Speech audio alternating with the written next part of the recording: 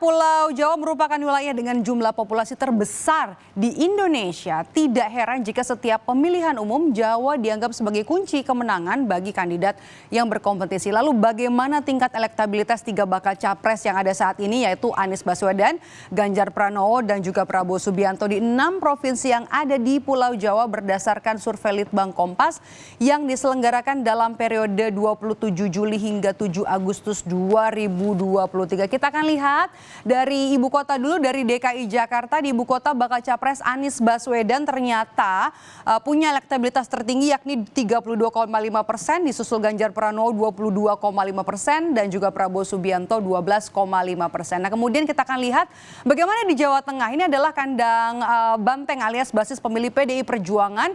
Bakal capres mana yang punya elektabilitas tertinggi? Tentu adalah dari Ganjar Pranowo 49,2%, disusul Prabowo Subianto 14,1% dan juga Anies Baswedan 1,6%. Nah, kemudian kita akan lihat ke Jawa Timur, provinsi dengan kultur Nahdliyin yang paling kental ini ternyata baca pres Prabowo Subianto, maksud saya Ganjar Pranowo 33,3%, elektabilitasnya masih ada di urutan pertama, kemudian juga Prabowo Subianto 21,1% dan Anies Baswedan 10,3%. Nah, kemudian kita akan lihat provinsi selanjutnya.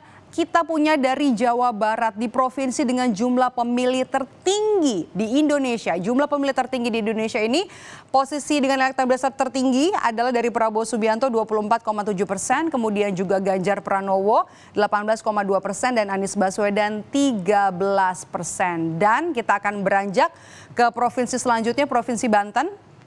Di provinsi paling barat Pulau Jawa ini elektabilitas baca pres Prabowo Subianto ini tingginya besarnya 34,2%, kemudian juga Ganjar Pranowo 21,9% dan Anies Baswedan 19,2%.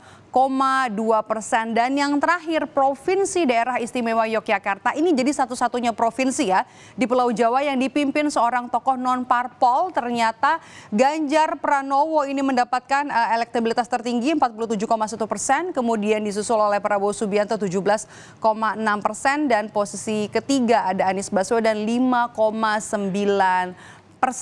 Nah, berdasarkan daftar pemilih tetap DPT untuk pemilu 2024 nanti, jumlah orang yang punya hak pilih di Pulau Jawa ini tercatat sebesar 56,33%. Nah, jumlah ini sebenarnya melebihi setengah populasi pemilih di seluruh Indonesia, sehingga Pulau Jawa ini memang selalu jadi ajang pertarungan hidup mati dalam setiap gelaran Pilpres.